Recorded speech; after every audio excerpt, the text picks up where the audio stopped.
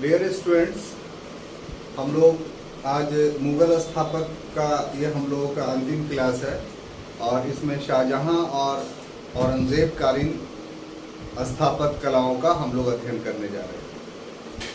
मुगल स्थापत्य में सबसे महत्वपूर्ण योगदान इतिहासकारों के द्वारा जो जिस शासक का माना जाता है वो है शाहजहां, और उसके पीछे कारण यह है कि उसके शासनकाल में स्थापत्य के क्षेत्र में एक नई तकनीक और साथ ही साथ एक नए मटेरियल्स का प्रयोग किया गया।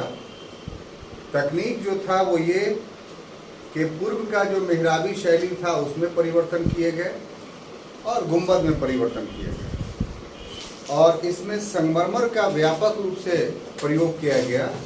इस कारण से इसको संगमरमर युग भी कहा जाता है, और उसकी इसी सुंदरता के कारण ये कहा जाता है कि स्थापत्य के क्षेत्र में सबसे महत्वपूर्ण योगदान शाहजहां का था।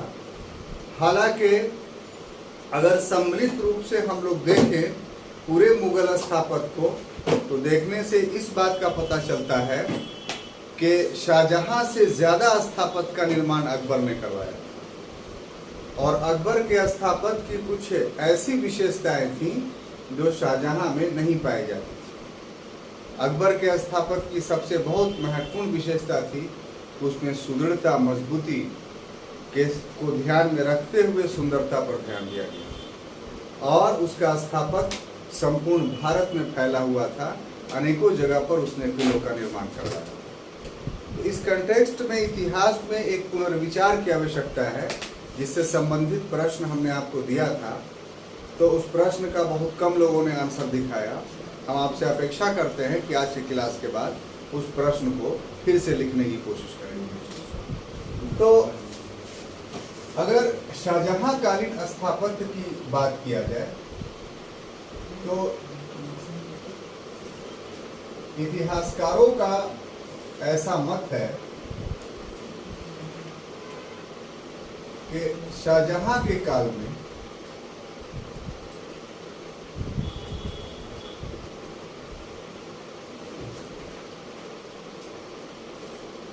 मुगल स्थापत्य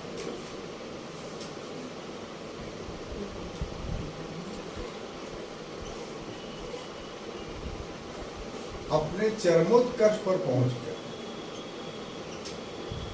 यानी इससे ऊंचा स्थापत्य नहीं जा सकता था।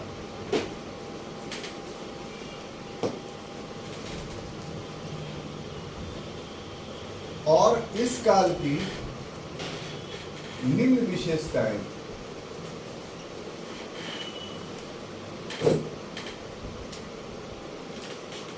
उसमें पहली विशेषता तो ये थी कि सभी भवन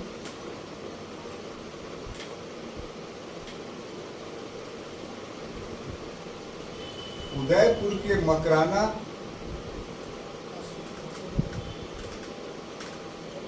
के खान से निकले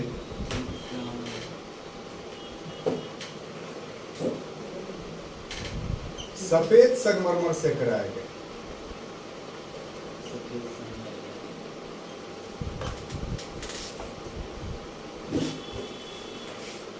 दूसरी विशेषता यह थी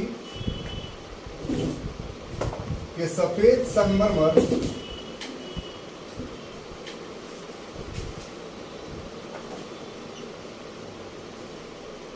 अपने वृत्तीय कटाव के लिए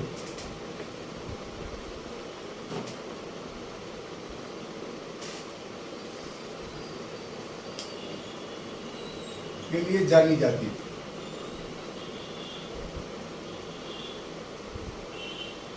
तीसरी विशेषता यह थी कि पित्रेदूरा शैली का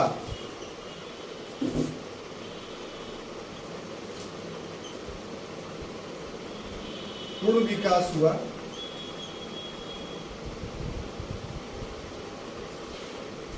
चौथी विशेषता यह थी कि संगमरमर से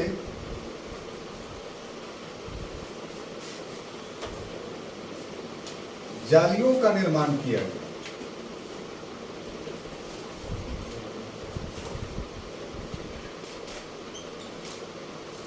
और चौथी विशेषता ये थी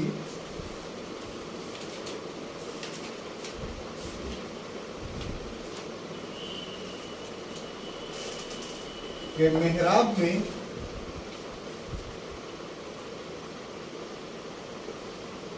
नौ दंत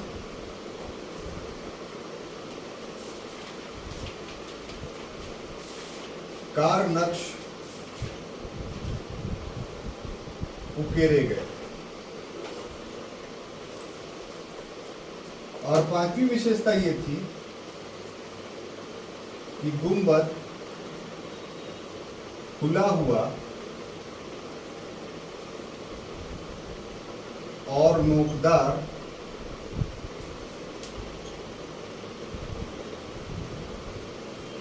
प्याज की आकृति का बनाया गया।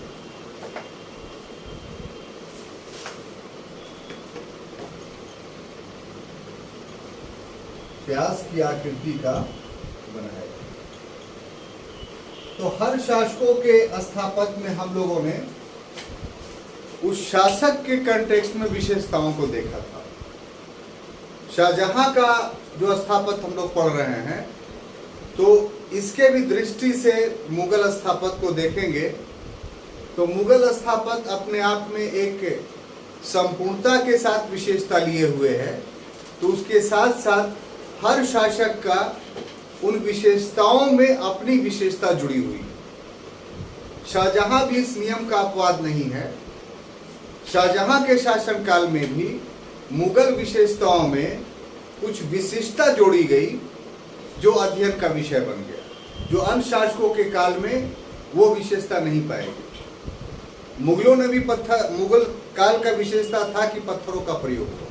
शाहजहां के काल में पत्थर का प्रयोग हुआ। अंतर क्या था कि मुगल पत्थर लाल होते थे, शाहजहां के पत्थर सफेद होते थे। ये विशेषता हो गई शाहजहां का। पत्थर ही इस्तेमाल हुआ। दिल्ली सल्तनत में रोड़ियों से इस्तेमाल किया गया। एक नया परिवर्तन था मुगल की, बड़े बड़े पत्थरों के सील लगाए गए मुगल स्थापत्य में। तो लाल बलुए पत्थर पूरे संपूर्ण मुगल स्थापत्य की विशेषता थी। लेकिन सफेद बलुआ पत्थर, सफेद संगमरमर पत्थर उस मुगल स्थापत्य का शाहजहां कालीन विशेषता थी। इसी तरीके से गुंबद का प्रयोग विशेषता थी मुगल स्थापत्य का, लेकिन शाहजहां का गुंबद मुगल स्थापत्य से थोड़ा हटकर था कि इसका गोलाई जो है वो ज्यादा उभरा हुआ था और ऊपर में सुराही के तरह इसका नक्शा होता था। तो जो प्याज की आकृति होती थी, उस प्याज की आकृति की तरह गुंबद बनाया गया। तो ये अंतर था। मुगल स्थापत्य में भी पत्थरों पे खुदाई हुई है, लेकिन वो खुदाई उतनी सुदृढ़ नहीं हुई है, उतना आकर्षक नहीं हुई जितना शाहजहां के काल में। और शाहजहां के काल में ये आकर्षक क्यों हुई कि शाहजहां ने जिस पत्थर को चुना वो पत्थर वृत्तीय कटाव के लिए जाना जाता था। तो इस कारण से जो है वो शाहजहां का स्थापत्य मुगल स्थापत्य में एक विशेषता रखता है। वो भी मुगल स्थापत्य, लेकिन वो मुगल स्थापत्य से थोड़ा परिवर्तन के साथ अपनाया गया है। इसलिए शाहजहां अपने आप में स्थापत्य के क्षेत्र में श्रेष्ठ हो जाता है। एक और अंतर कि मेहराब का निर्माण किया गया। हम लोगों ने मेहराब पढ़ा था। मेहराब अर्ध गोलाकार आकृति, इसमें दरवाजे खिड़कियां ये सब बने होते थे। तो अन्य मुगल विशेषता जो थी वो एक सपाट मेहराब की थी, अर्ध गोलाकार आकृति। शाहजहां ने जो मेहराब बनाया उसमें 9 पॉइंट दंताकार बनाए। यानी 9 पॉइंट दंताकार का मतलब ये समझिए कि इस टाइप से मेहराब तो बन गया, ठीक है, लेकिन इसमें 9 दंताकार का मतलब हुआ कि इस ढंग से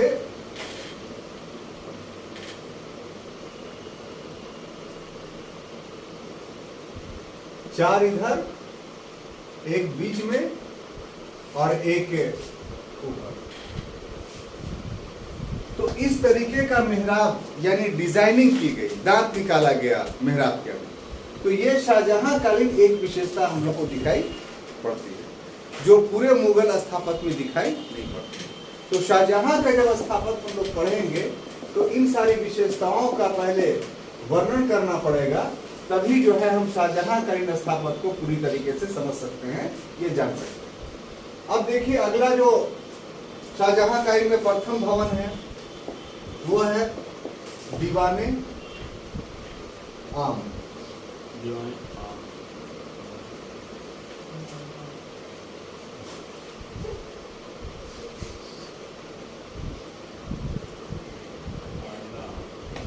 देखिए जैसा कि आप जानते हैं कि आगरे के किले का निर्माण अकबर ने कराया था और अकबर ने आगरे के किले में सब निर्माण कराया था, जितनी 400 इमारतें थी, लेकिन सभी के सभी लाल बलुए पत्थर से बनी हुई थी। पूर्व में हम लोग पढ़ चुके हैं। उसमें से सिर्फ जहांगीरी महल को छोड़ करके बाकी सभी को डिस्ट्रॉय करवा दिया शाहजहां, और वहां नए सिरे से सफेद संगमरमर से सारे भवनों का फिर से निर्माण कराया। तो वहां भी दीवाने आम, दीवाने खास सभी कुछ बने, और दिल्ली के लाल किले का पूरा निर्माण जो है और शाहजहां ने करवाया, और वहां भी सफेद पत्थर से जो है वो अंदर में सारे निर्माण कार्य हैं। बाहरी निर्माण कार्य जो बाउंड्री है वो लाल बलुए पत्थर का है। तो अगर हम एक जगह दीवाने आम पढ़ रहे हैं तो इसका मतलब है कि दोनों जगह का दीवाने आम आप पढ़ रहे हैं, आगरे के किले का भी और दिल्ली के लाल किले का भी। तो दिल्ली का जब लाल किला आएगा तो सिर्फ बाहरी छोर का अध्ययन हम लोग करेंगे, आंतरिक चीजें जितनी थी वो सब इसी में हम लोग पढ़ते हुए चलेंगे। तो जहां तक दीवाने आम का प्रश्न है, तो आगरा में इसका निर्माण 1627 ईस्वी में करवाया गया, और ये शाहजहां द्वारा निर्मित प्रथम संगमरमर की इमारत है। मतलब शाहजहां ने अपने काल में संगमरमर का जो प्रयोग किया वो सबसे पहले कहाँ किया, तो दीवाने आम में किया, और इसी में सम्राट को बैठने के लिए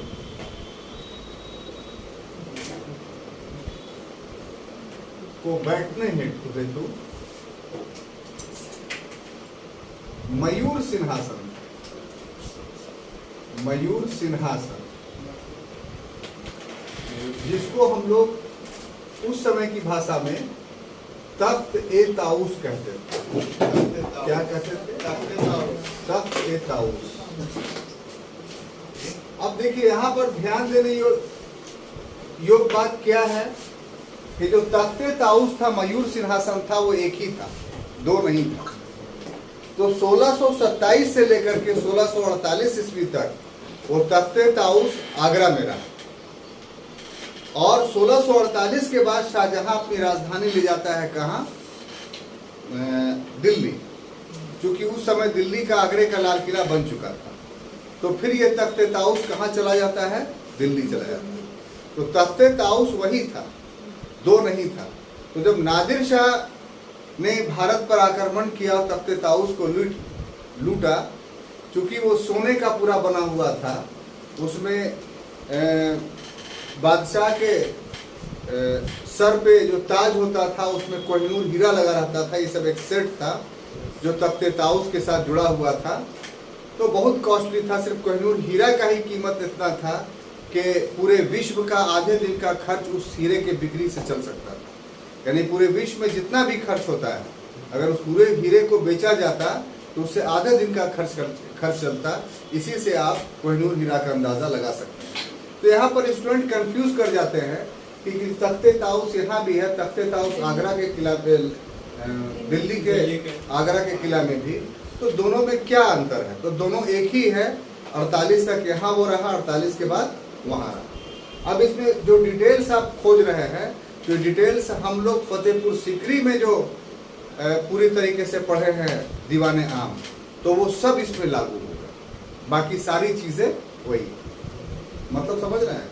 अगर फतेहपुर सीकरी में दीवाने आम की व्याख्या हम लोग पढ़े तो उसका यहाँ दोहराव हो जाएगा। इसलिए आमतौर पे समझाने या लिखने में दीवाने आम के फतेहपुर सीकरी वाला विवरण हम लोग नहीं बताते हैं। जो यहाँ वाला विशेषता है वही। तो आपको चूंकि फतेहपुर सीकरी का याद है कि किस ढंग से दीवाने आम बना होता था, तो वही दीवाने आम की संरचना यही भी थी। फर्क ये था कि ये संगमरमर का था, और दूसरा फर्क ये था कि इसमें मयूर सिंहासन लगा हुआ था। बात समझ में आई? और तीसरा कि 48 से पहले ये बन करके इस्तेमाल होता। अब देखिए दूसरा जो इमारत उसने बनाया वो था दीवाने खास। दीवाने खास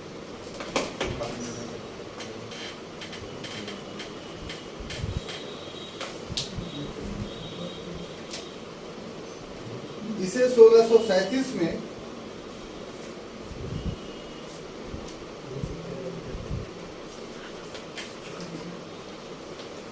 शाहजहां द्वारा निर्मित किया गया।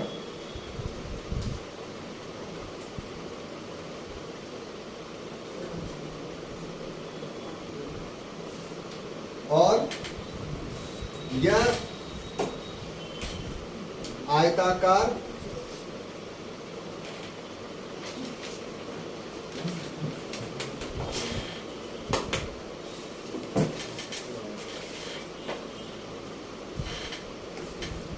संगमरमर की इमारत है।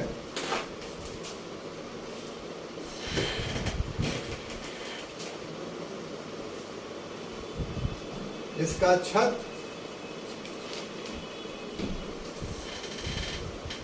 चांदी के पत्थरों से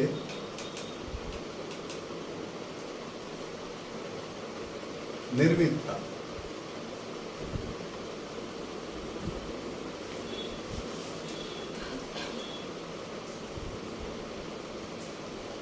यही अमीर खुसरो का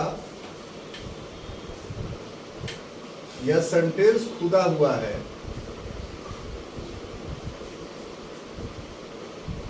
कि गर फिरदौस बर रुए जमीयस, गर फिरदौस बर रुए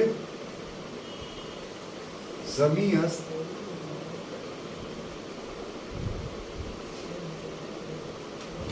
हमीयस हमीयस।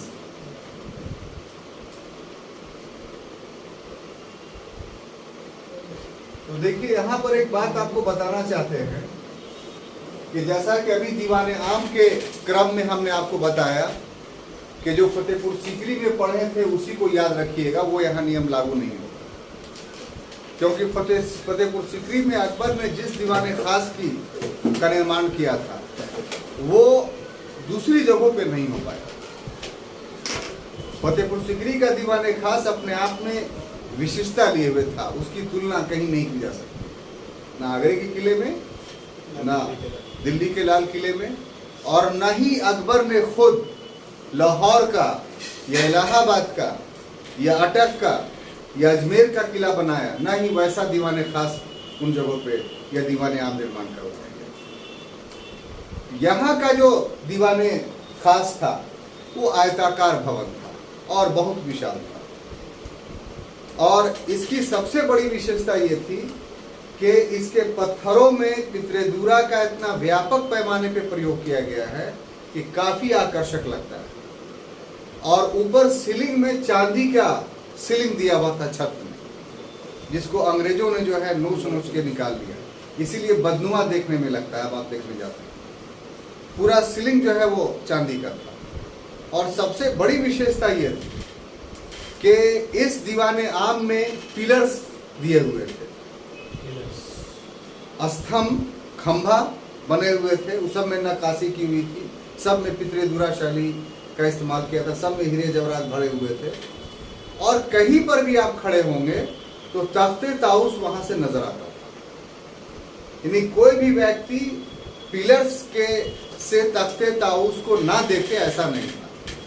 इतनी अच्छी डिजाइनिंग की गई थी इस दीवाने आम का, और इतना सुंदर और आकर्षक था कि उसी कारण से जो अमीर खुसरो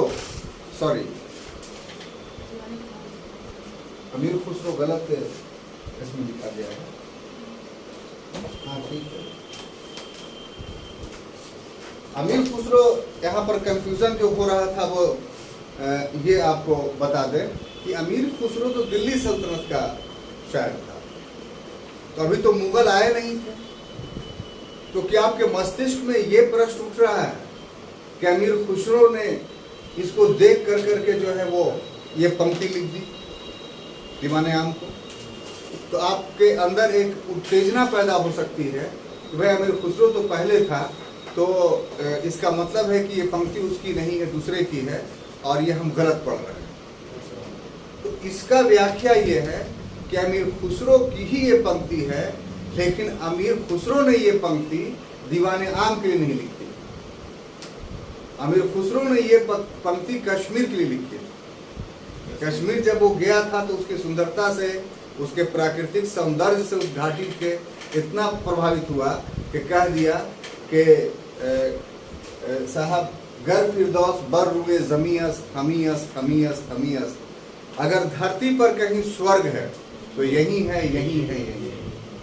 तो ये अमीर खुसरो ने कश्मीर के लिए कहा था, लेकिन शाहजहां ने जब दीवाने आम बनाया उससे इतना आकर्षित हुआ कि उसने अमीर खुसरो के इस पंक्ति को आगरा के दीवाने आम में उत्कीर्ण करवा दिया कि अगर दुनिया में कहीं जन्नत है तो आगरे के लाल किला में ये दीवाने आम है। सॉरी, दीवाने खास। तो ये बात आपको समझ में आई?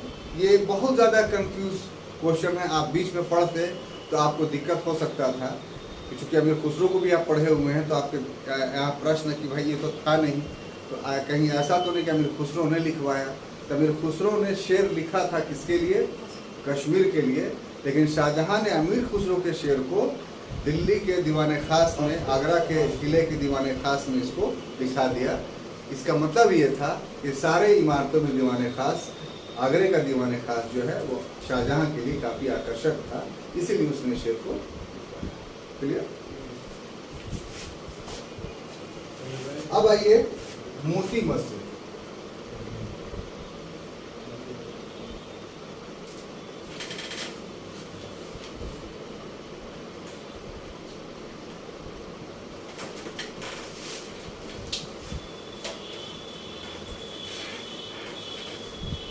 इसका निर्माण शाहजहां ने 1654 में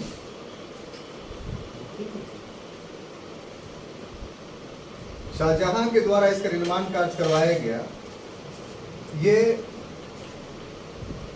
234 फुट गुने 187 फुट का एक इमारत है, और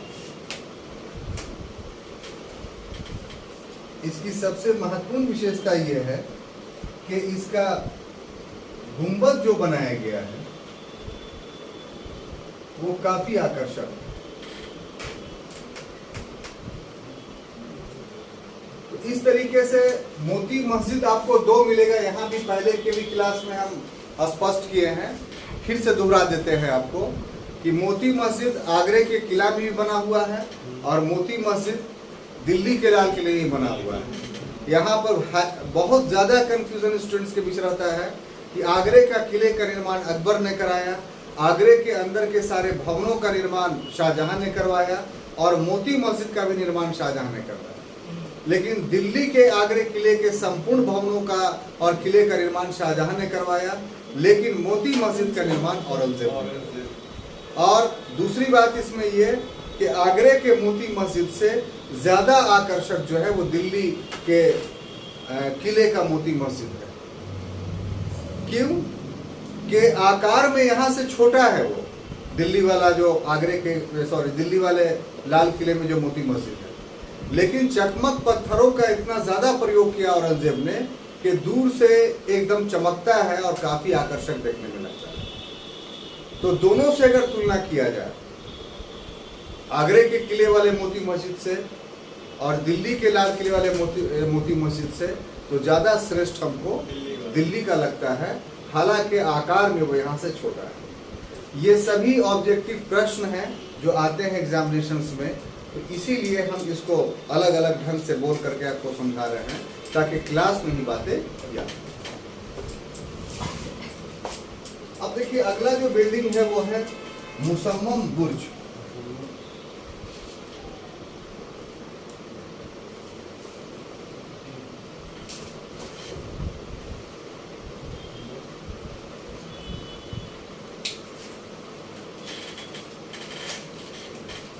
ये आगरा के किला में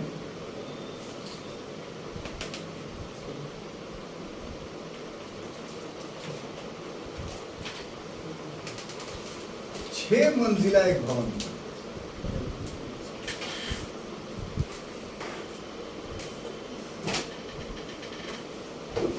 इसका प्रयोग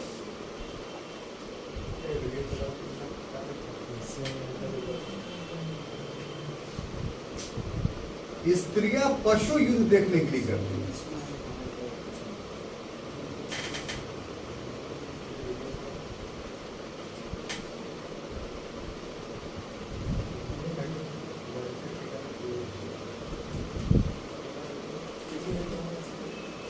यानी आगरे के किले में जो मुसम्मम बुर्ज आप देखेंगे तो ये जो दीवार है, आगरा का किला जो है जिसको अकबर ने बनाया था, उस पर बना हुआ 6 मंजिला इमारत है। तो इसको ये हम आप मत मान लीजिएगा कि ये भी अकबर ने बनवाया था, बल्कि अन्य इमारतों की तरह मुसम्मम बुर्ज का भी निर्माण शाहजहां ने करवाया था। और जिस उद्देश्य से करवाया था वो उद्देश्य ये था कि महल की जो औरतें हैं वो बाहर नहीं जाएं, और पशुओं का बहुत बड़ा युद्ध का आयोजन किया जाता था वार्षिक स्तर पे, तो उसको देखने की उत्सुकता सभी को रहती थी।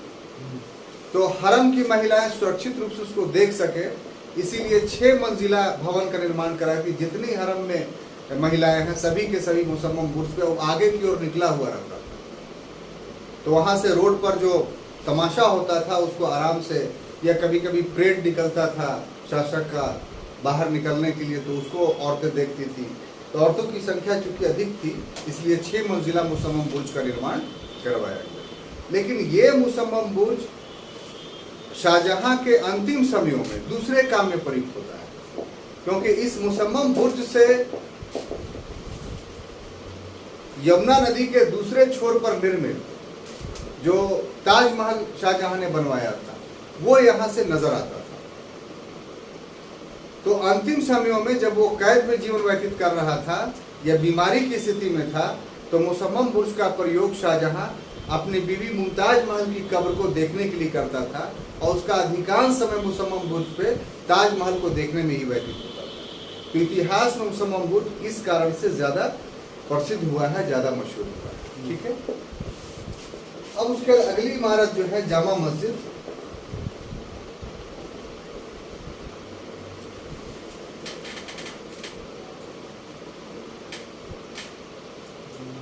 ये जो जामा मस्जिद आप बार बार सुनते हुए आ रहे हैं, तो ये जो जामा मस्जिद है वो दिल्ली वाली जामा मस्जिद है, और इसका निर्माण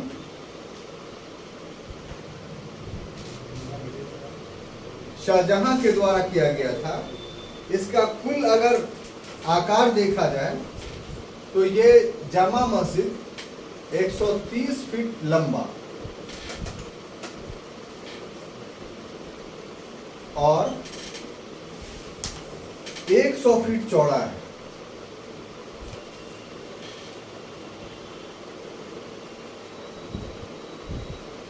और इसका निर्माण वास्तव में शाहजहां ने, शासक था इसलिए हम बोलते हैं, लेकिन वास्तव में इसका निर्माण 1648 ईस्वी में शाहजहां की पुत्री थी जिसका नाम जहां आरा था। ये उसकी सबसे बड़ी बेटी थी। 3 बेटियां थी, जहां आरा, रोशन आरा और गौहन आरा। तो उसका इसमें इंटरेस्ट ज्यादा था, उसने करवाया था। इसी कारण से चूंकि जहां आरा ने इसका निर्माण करवाया था, इसीलिए इस मस्जिद को मस्जिद जहां नामा बोला जाता है। ये बहुत कम लोग जानते हैं कि जामा मस्जिद का वास्तविक नाम मस्जिद जहां नामा है। अगर ये क्वेश्चन आ जाएगा तो फिर काफी टफ क्वेश्चन हो जाएगा। जहारा, क्योंकि जहांरा ने बनाया था, इसीलिए इसे इसका वास्तविक नाम मस्जिद जहां नामा था। ठीक है, और उसी के बाद से इसमें शाही इमाम नियुक्त किए गए। बहुत बड़ी बात है। इसके पहले आप फतेहपुर सीकरी में भी जामा मस्जिद आपने देखा, दिल्ली में भी जामा मस्जिद, सॉरी आगरा के किले में भी जामा मस्जिद आपने पढ़ा, लेकिन वहां शाही इमाम नियुक्त नहीं होते थे। शाहजहां ने जब दिल्ली में जामा मस्जिद का निर्माण करवाया तो यहाँ बजाते तौर पे शाही इमाम नियुक्त किया। और अभी जो शाही इमाम है बुखारी, वो उसी के वंशज से जो शाहजहां के द्वारा शाहजहां के समय में जो है नियुक्त किए गए। और एक वंश के तहत जो है वो उसके मरने के बाद उसका बेटा वो बनता चला आ रहा है। तो अगर मुगल प्रशासन का या मुगल समय का कोई चीज वर्तमान समय में भी अस्तित्व में बना हुआ है प्रशासनिक दृष्टिकोण से, तो वो है जामा मस्जिद का शाही इमाम। क्योंकि इमाम की जो पदावली थी ना, वो उसके प्रशासन का एक अंग था। उसके बहुत सारे दायित्व थे उस समय दिल्ली के, बहुत सारे, सिर्फ नमाज पढ़ाने का दायित्व उसका नहीं था, और भी बहुत सारे कार्यों को संपन्न करता था। तो इस तरीके से एक क्वेश्चन पूछा जा सकता है कि मुगलों का अवशेष अभी कहाँ पर आपको दिखाई पड़ता है प्रशासन का या अन्य किसी दृष्टिकोण से, तो वो आप कह सकते हैं कि जामा मस्जिद का जो इमाम है वो जीवंत एग्जाम्पल मुगलों के समय का बना हुआ है। बाकी सारी चीजें उसकी खत्म हो गई। मुगलों का कोई वारिस हम लोग को दिखाई नहीं पड़ता है, लेकिन जामा मस्जिद के शाही इमाम का वारिस हम लोग को दिखाई पड़ता है। जो उस समय बना था वही उसी का बेटा बेटा बेटा कर करके आगे शाही इमाम बनता चला गया। ठीक है, अब देखिए अगला जो इमारत है वो है शाहजहां का ताजमहल।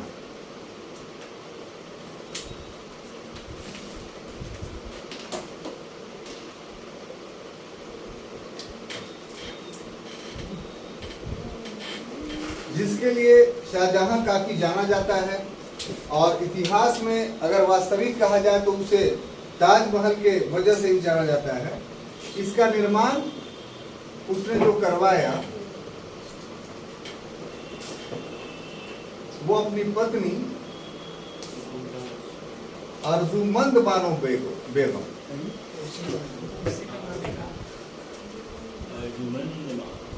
जिसकी उपाधि थी क्या, मुमताज महल। ये उसका नाम नहीं था, उपाधि थी। और इसके निर्माण में निर्माणकर्ता के रूप में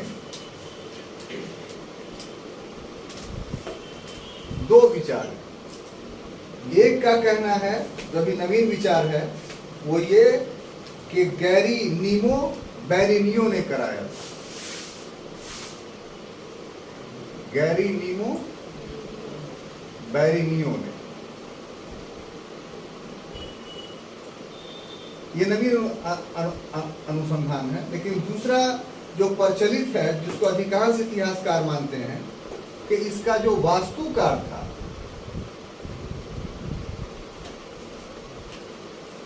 वो उस्ताद ईसा खां था।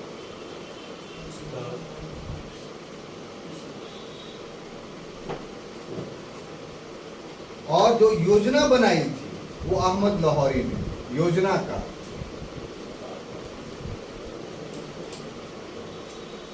तो ये तीन नाम आप इसके कंटेक्स्ट में याद रखेंगे। और ये संपूर्ण अवशेष जो है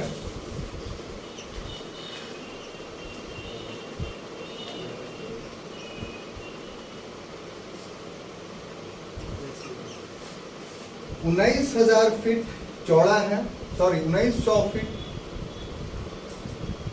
चौड़ा है और 1000 फुट लंबा है। यानी चौड़ाई इसकी लंबाई से जो है वो अधिक है। 22 फुट ऊंचे चबूतरे पर यह निर्मित है।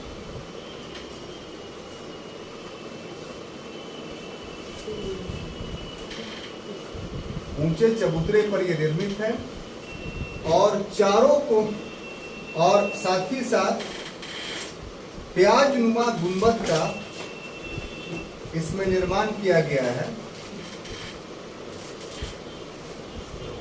और चारों कोनों पर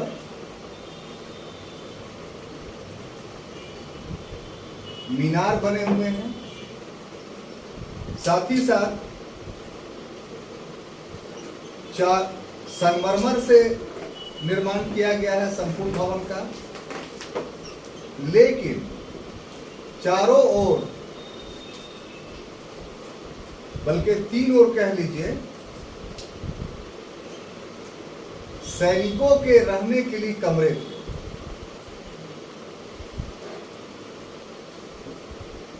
कमरे लाल बलुए पत्थर से बने हैं। मुख्य इमारत जो है सफेद है, लेकिन सैनिकों के जो कमरे हैं वो लाल बलुए पत्थर से बने हुए हैं और इसी में एक छोटी सी मस्जिद है।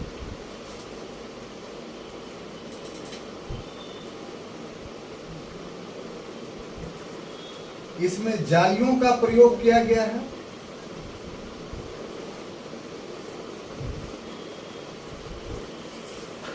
तो इस तरीके से उसकी विशेषता है।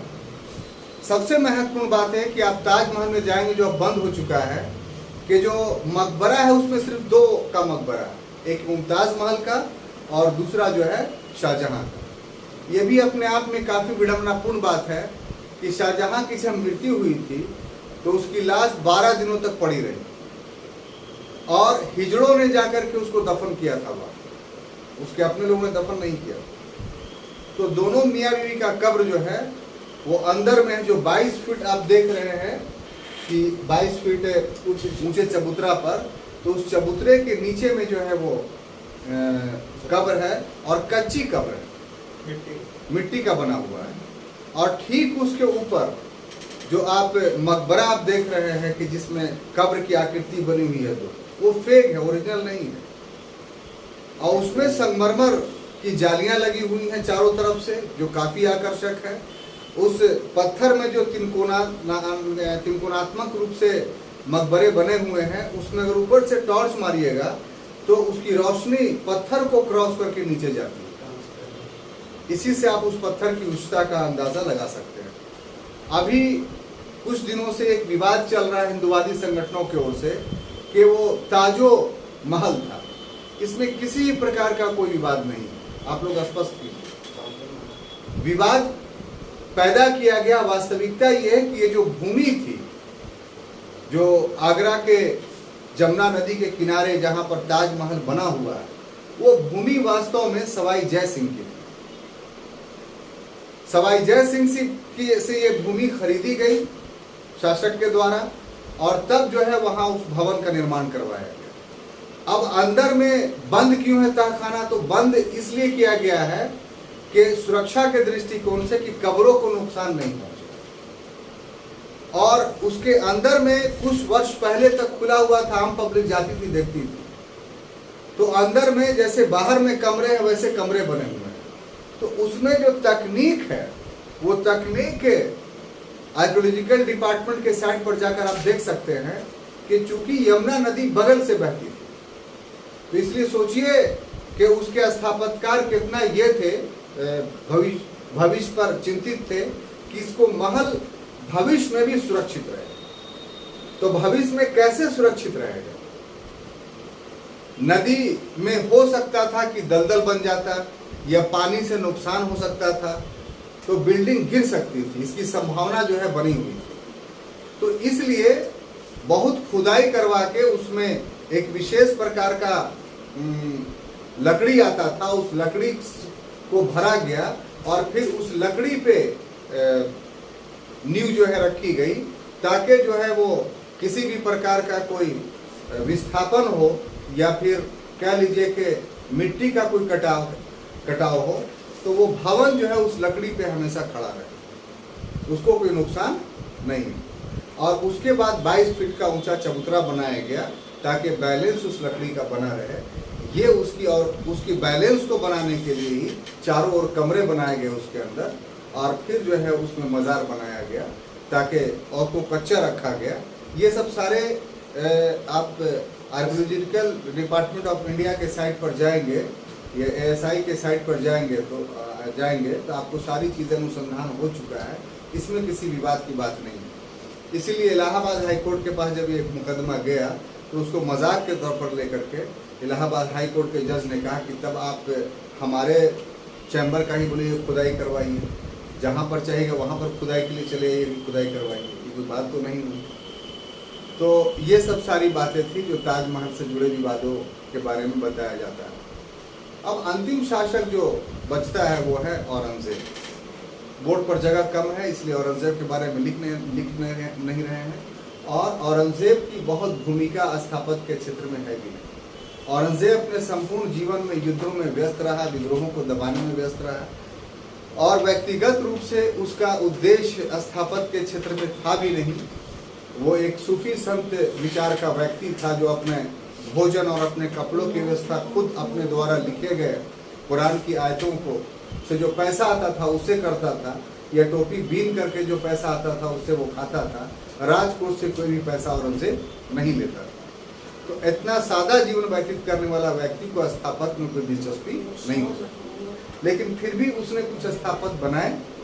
जैसे उदाहरण के लिए कि दिल्ली के लाल किला में जो जामा मस्जिद, जो मोती मस्जिद है, उसका उसने निर्माण करवाया।